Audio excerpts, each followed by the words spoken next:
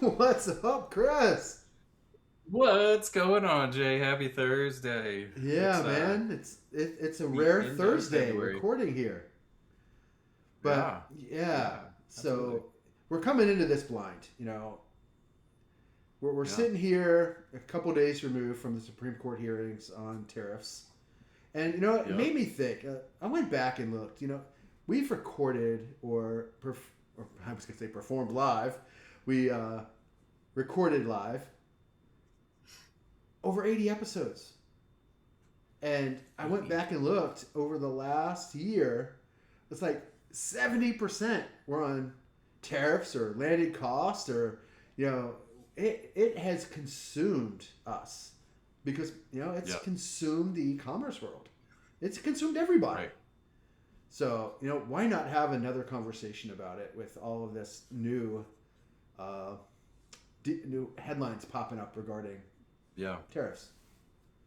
Right. Well, I mean, it is a very popular topic, and and for those of you who somehow have managed to miss this, the Supreme Court ruling that that Jay is referencing is a strike down of the original tariffs under. It's not. I don't believe it's all of them, Jay. Right? It's just some that were under Yeah, it's under a the specific law or the something like alphabet that. Yeah. soup. I don't quite know what that is, Yeah. but it Yeah. was Emergency Powers Act that allowed Right. executive powers to issue tariffs. Right. But I guess not liking people has nothing to do with that. So Yeah, uh, that's not actually an emergency. yeah, Um, so yeah, right. It would the feedback was really interesting right after, right? Because it sounds like the president is very much still on the warpath with respect to the tariffs, and announced some new ones under some other legislation or law or whatever, kind of almost immediately. Section And so 122 part or something like that. Yeah, I don't. Yeah, I didn't follow it all that closely, but I know it's seems annoying because the big question, Jay, and we talked about this a little bit in the pre-show today, is like, well, what happened? Number one, like, how much did we actually collect illegally, and then number two, like, what even happens next? right. Like, can people get this back? I saw that I think it was FedEx maybe had Yeah. had issued a lawsuit or something. Like what is I don't I don't even know exactly what people's exposure is here. Well, I know and they're that's interesting because FedEx followed suit because they paid the tariffs. But didn't they uh pay that on behalf of those that they were doing the shipping for, and they got paid back for that? that's I interesting. Yeah, I'm not sure. because Yeah, ultimately it's the company that purchased those goods that had to pay the yep, tariff. right, But right, I'm assuming that if you shipped with FedEx or UPS, you paid them for the tariffs. So, you know, yeah, they definitely have the outlay of the cash, but I'm sure they got it back on the other side of the transaction. So that one right. quite kind of shocked me. Like the Costco one, 70% of their goods that they sell are imported. So yeah, that's huge for them. Yeah, right. So, I mean, I don't know. We'll I guess we'll kind of continue to watch and see what happens there. But what would you tell an operator who paid some tariffs and now is like maybe confused a little of like, oh, what do I even do now? Is FedEx getting my money back? Is this like I'm gonna get a little, am I a party to this, or what would you tell a e-commerce operator Right. today? I mean, I tell them to be patient and Yeah, and wait, because right now, sure. you know, every signal coming out of the administration is we're not refunding shit. Right. And people are like, well, and there've been polls put up. It's like, okay, who should get it? Is it the company that made the purchase? Is it the government? Is it the end user? Well, guess what? The end users are not on anything. No matter what I paid extra due to tariffs, nobody knows that except for the companies I purchased it from. And Right. odds are they can't break it down into the detail to issue refunds. So, Totally. ultimately, in my thought, it is let's give it back to the companies that paid it or that took on that cost. hopefully, they will. And I think we even talked about this in an earlier show. It's like you get it back. What do? You drop your prices and try to offset some of that, and give some of it back to people buying your products today. It's really Yeah. the only way to do it. It's there's no easy way to go back and figure that out. Yeah. Yeah. Ultimately, Jay, just like everything that we've talked about new tax law and whatever is happening in the world more broadly, every single time is it's the it just depends, and I guess we'll see. Wait and see. And Yeah, for and yeah, sure. and here we are once again in the I don't know exactly what's going to happen. It just depends, and we'll have to wait and see. Right? And so it is pretty funny that we're right back in the same place we were before. Of Yeah. what do we do now? Because again, it's a planning dilemma. Because you as the operator, especially if you have paid some tariffs under that particular legislation, like you may get some future cash flow. Right. But like Jay was talking about, like the government's posture is pretty much like, hey, that's tough cookies, guys. That's we already spent that money on our jets and stuff. Um, so, Yeah. so I do think like being patient is a pretty critical step to take, and then and then there's just no way to know right now. I don't think of what's going to happen next. But turn that around now, and it's like, okay, let's say, and I don't know what the different tariffs are at the different countries, but let's say country X had a tariff of 10%. Well, Yeah, now they don't have a tariff of 10%; they have a tariff of 15%. So people have yeah, worked to make deals with those countries, with vendors in those countries, and now they're going to pay an extra five yeah. percent on top of it. And it sounds Right. crazy. We just don't know what's going to happen, and there's 150 days that they can do this before Congress has to rule on that, and you know, it's a coin flip as to which way that's going to go. I have no idea what's going to happen there. Well, yeah, and if you think about 150 days, Jay, we're at Yeah, right at the end of February. 150 days is 5 months. That'd be what, right at the end of July. right, Like we're talking like 2 months before election time too. Like we right. got there's some straight up shenanigans gonna happen. I It's was gonna be I was just gonna say that because the November elections, people start making up their mind in July and August, and that's going to weigh heavily on that election. So it should yeah, be truly interesting. yeah, absolutely, absolutely. Yeah, I don't know. It's just a tough time to be an operator. We've talked about that on this show For several sure. times of like making sure that you have that full understanding of the cost of your product is so important, especially right now, because there just remains so much uncertainty, and that uncertainty is coming from every different direction. You have cost uncertainty, like you were just describing, Jay. Of For sure. wait, my tariff was 10%, now it's 15%, but my boat's on the water. Like, what's that really mean? Yeah. What have they? Are they actually in effect today, or is this like the ones that go into effect like after 120 days, and they're actually not ever going to go into effect because that's just the kind of the way that this stuff has been, like, Right. and it's a posturing thing, like what's really happening, and it just makes it impossible to make really effective decisions, and so you really just have to do the best that you can. Right. um, And by the time we get to July, you're already in that peak ordering yeah, season time to for purchase, right? for the holidays. That'd be horrible, So right? Can yeah, you imagine? and then you Can you have to go imagine like back if a big and tariff came down right then? right, exactly. And then at that point, you have to go back and cash flow forecast everything because you have to place orders and put down 50% on those products you're bringing in, or whatever Yeah, that might be. And in a lot of cases, you're paying for that long before you're going to receive any revenue on it. So that's right. Because I mean, now, that stuff you're trying to get yeah, in August, like that's your Black Friday stuff. yeah, So you're right, Jay. I mean, you might have to be paying for that stuff at the beginning of July, not knowing whether or not you're gonna have maybe half of it, right? You're paying a right, upfront thing, right? Maybe right, around the beginning of July, that into August time, not knowing exactly what the tariff situation is going to be, and then And then I guess the good thing is that you have some opportunity once you get that product to have some pricing flexibility, right? You can do some stuff with your Sure. price at the time once you get to Black Friday. But if you're trying to get it sold, right? If you bought a bunch of it and you're expecting it to be a big hit, like you can't just put it at full retail. That's not going to work. For sure. And Um, you start throwing and ads so, at it, and then it's like, okay, what's yeah, actually my margin on this product? right. And you can talk about all the things that we've talked about on the past 4 cash flow monitoring shows, where we ran through exactly that of how these different costs can just like sap you dry without you really even noticing that it's happening. For And sure.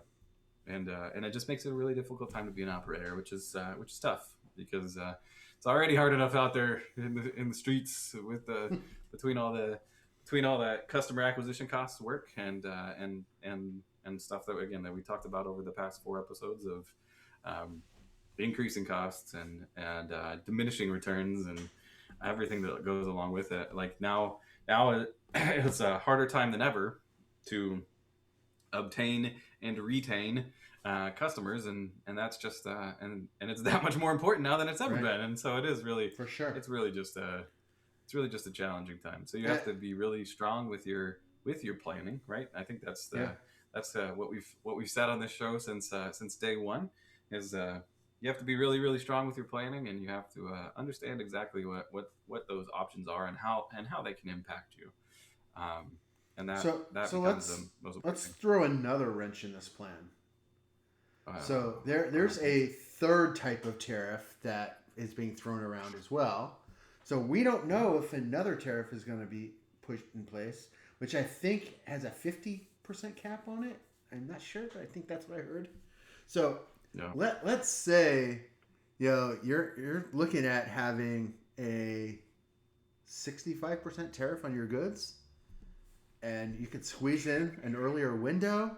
Do you buy at the 15% tariff, Today. and to No. avoid paying too much, do you over purchase? Do you buy more because it's going to be cheaper now before that other tariff goes in, or do you wait 6 months because eventually it's going to be turn around and 15% again. reversed? Yeah, I Um, mean, so it's like, what do you do? And at that point, it's like, well, I'm already going to be in for some interest expense because I had to borrow the money to make Yeah. that large purchase for Black Friday, Cyber Monday. So it's like, do we Right. double down and double that because we can get it cheaper? And the cheaper price is actually, the savings is greater than the interest charge. Yeah, I mean, and it would be at that price, right? You'd have to you'd have to be buying a whole bunch of goods for it to not be, Right. or have a really really really really bad loan. Um, and so yeah, Yeah. I agree with you. Like it becomes a really difficult decision. And again, that's why it's so important to start right now with looking out at your 13 week, your 6 month, your 1 year cash flow, so that you can start to make sure that you understand exactly what your exposure is, Yeah. and that you can be as prepared as you can be for And, whatever might come next. yeah, for sure. And while you're doing that, looking at your 13-week or 6-month or 12-month cash flow, why don't Uh, you look at your forecast sales for the next 12 months and look what your inventory needs are going to be, and right. try to plan that out at the same time, because as you're planning your cash, part of that long range forecast is buying this inventory, so you're going to need that. And Yep. while you're doing that, you also want to okay, we're going to run these ads during this time periods, Mhm. so put that on the cash flow forecast now, because that's going to impact the cash that you have to buy this inventory as well. So there's a lot of planning and coordination that goes into this whole thing. Right. It's a huge amount of strategy, and that's why it's so important. Again, you can't just wait around and do it, because if you Nope. do, then you're not going to give yourself any flexibility with those decisions, right? You can't go back in time and buy at 15%, For sure. and if you don't have access to a line of credit today, right, or whatnot, right? If you feel like that's the thing that you're going to need, right, then you have Yep. to start that. You have to start building those relationships and finding those opportunities because otherwise you won't be ready, right? For sure. And that's exactly what we're talking about here. Yep. Exactly. So we've said it time and time again. Yeah. Start your week, review your plans, forecast forward, and we talked about it specifically for cash. Now it's as good as cash because your inventory is cash in your warehouse. So you Yep. have to plan those in coordinated efforts. So yeah. So Yeah. with all that said, it's like, okay, where do we go from here? What's up? What's gonna come next? What's going to send our operators into the next hissy and give them the Yeah. next fire drill to run through? It's like, I Yeah. think they've had enough for a while.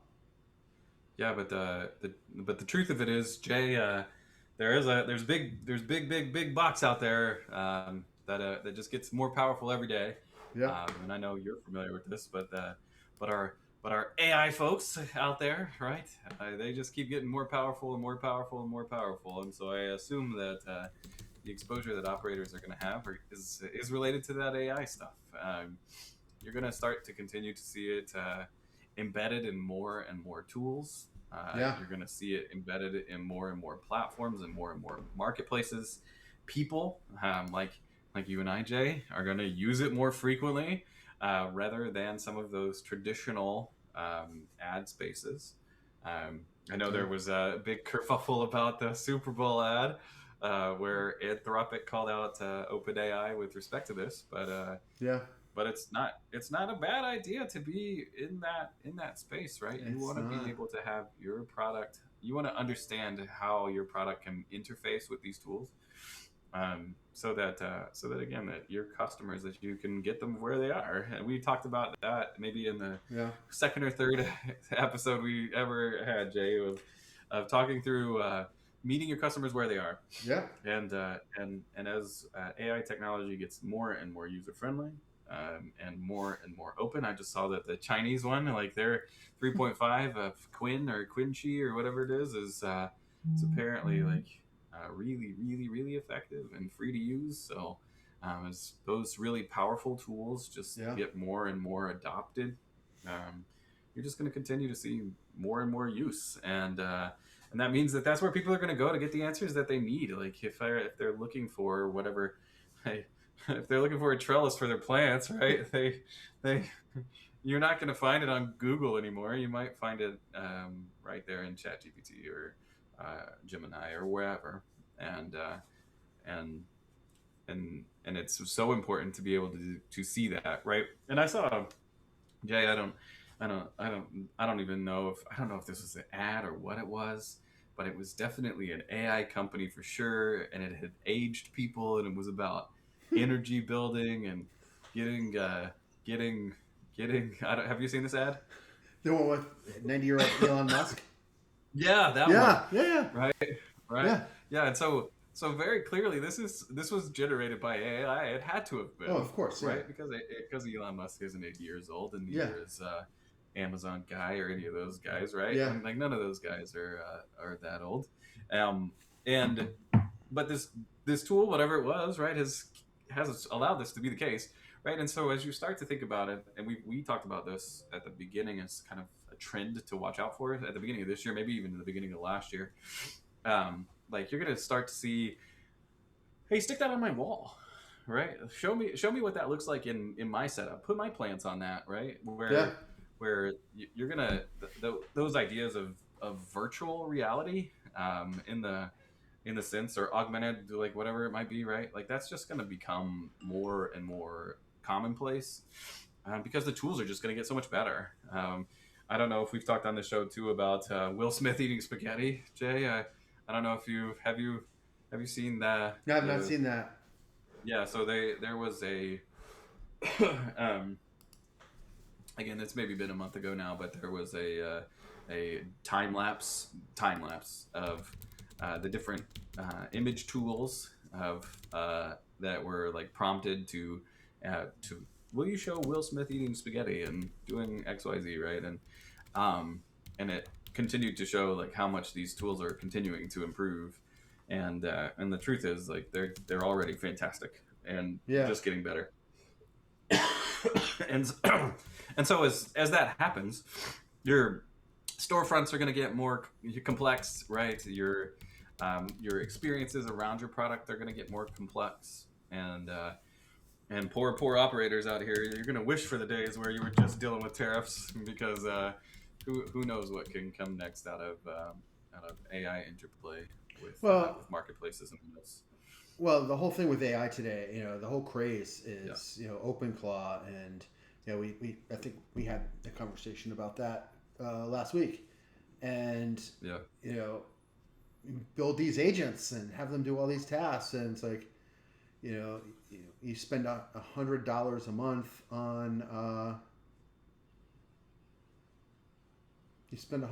a month on Claude, and sure, you could power everything, and it's like now you have 6 different agents running for $100 a month, and that's like 6 employees. So it's like, right.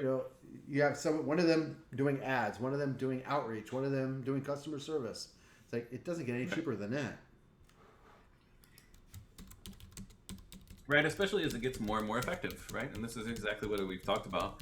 Um, as those AI agents and AI tools continue to learn from each other and get their mold books together, right? As they uh, start to learn more tasks and more skills, they will become much better at exactly that, Jay. Yeah, Where a lot of where your team is going to have to continue to upskill and be able to understand both like what those tools are doing, how they're doing it, and how to know if it's going wrong, um, or if it needs to be fixed, right? right, Because exactly. at some point, especially, I read something about this as well, right? If you built some automation previously, and now the tool is way better, but you're using the old automation, well, now you need to rebuild the automation with the better tool, For sure. and you're just going to continue to have this like tool, like whatever I don't know what you would call that, but like the turnover in your Yeah, in you have a your revolving door of replacing your automations, and you know, yeah, we talked a little bit about some of the things that I've done in the last couple of weeks. It's like we no longer need to use those tools to build these automations. I mean, we could do yeah, it just by using the online coding tools that we have with Claude Code and anti-gravity and things like that. And I mean, that's that's what I'm spending my time with, and I so prefer that. And it's interesting how that's all working out. right. Yeah, and one of the biggest things is, again, one of the topics that I think we maybe talked about at the beginning part of last year, um, of a trend that we identified. It may have even been before that, Jay, but Yeah, data security is going to be so important sure. going forward, because if you think about all of the exposure that people have to these tools, um, people are going to start to want to make it easy, right? You're going to Yeah, start to want to be like, hey, Claude agent, can yeah, you go buy this thing for me, right? The making sure that data that gets in there, payment data, customer data, whatever it may be, making sure that data is secure um, and not exposed to threats, like is for sure. like is going to be one of the most critical challenges that granted, that's not going to affect operators directly, but it's not going to not, right? Right, It's going to definitely indirectly impact operators, because you're going to need to make sure you're using tools for that are sure. well thought through and all of that kind of thing, right? So it's something that it's definitely going to need to be top of mind, as as the ecosystem continues to evolve. Um, so yeah, it's good, man. It's just it's a crazy time out It's never ending. there. Yeah. Never ending, Jay. Never ending. Um, yeah, and so I don't know. Are there other things on the horizon that you see that are um, opportunities, exposure points, any of Uh, those things for operators? I think the biggest opportunity is in growth with these operations right now, because Mm-hmm. they're only getting stronger. The Yeah. technology's getting better. They're going to be making different strides, and those that don't adopt, like we've said, are just going to fall off. And Yeah. it's not a matter of AI taking jobs. It's a matter of skill that you're learning by doing it. And I think more people are starting to pay attention, and they're picking up a lot of these tools and skills. And Yeah. Right. they, it's like the AI technology is just growing at such a pace. It's so hard to get that figured out and see what's coming next, because Right. before you can even think about it, what's next is already here. It's like, Yeah. the next version just came out. It's like, oh, well, all right, well, if you're going to do that, I'm going to do this. And this, the competition is just Yeah. so strong in the AI market. And, you know, that's where we're going to see, the growth, because people are just going to pick this up, start using it, and just going to start seeing amazing growth. Yeah. I'm looking Yeah. forward Definitely. There's definitely a lot of opportunity out there for to it. sure. Looking forward to it. Right. Right. What else are you looking forward to, Jay? Well, It's February here. it is February, and well, we are going to have some changes around here. So, this is the last episode of On the Rocks as you see it here today. So, That's right. as this is rolling out here on Friday, February 27th, it's also my last day here at High Rock. And I am moving on and leaving the e-commerce world of High Rock in the capable hands of Chris here. And looking forward to doing some new things and some new challenges and seeing where that takes me. And Right. so I just want to say that the last, and it hasn't been 80 weeks. It's been probably like 95 to 100 weeks that we've been doing this. I mean, this has been the highlight of my week is doing this and having these chats. And, Right. and not necessarily the preparation for it, but actually getting in here and doing this and talking about it. Because, I mean, that's what brings, I mean, we both get something out of this, and I feel it, and I love doing this, and I just wish we had a little more reach on here, but you know what? It lives on forever. So That's right. we will be on YouTube for quite a while now, and so make sure you follow Chris and whatever he does here with On the Rocks, and follow me. Make sure you follow me on LinkedIn. Get out there, and I'll share my news there shortly, and That's right. Yep. That's And really so, all I gotta say at this point. I'm really, that's right. really gonna miss this. Truly. Yeah. Yep. You and me both, Jay. They're this has been the easiest way to keep up with the news and make sure that that we both have a good framework for being able to provide good advice. Most definitely. And if nobody else got any value out of it, at least we did. At least we did. And Exactly. so if you're watching out there and you see this 3 years from now, hopefully Jay and I are both being successful, and you're paying a little bit less in tariffs. For sure. But as always is the case, right? Strategy is the most important thing, and that's exactly what we want to repeat here. The future is uncertain, but what we do know is that there's lots of neat stuff out there, and while we may not be doing it right here on the e-commerce hour, I'm sure you'll find both Jay and I talking about that neat stuff somewhere. And for sure. And so if you and so that's an easy place to come together, right? Easy place to see us is to follow LinkedIn, X or Twitter, or like Jay mentioned, we haven't quite figured out exactly how it's going to go, but I definitely have some thoughts on what I'd love to do with On the Rocks as a brand more broadly, and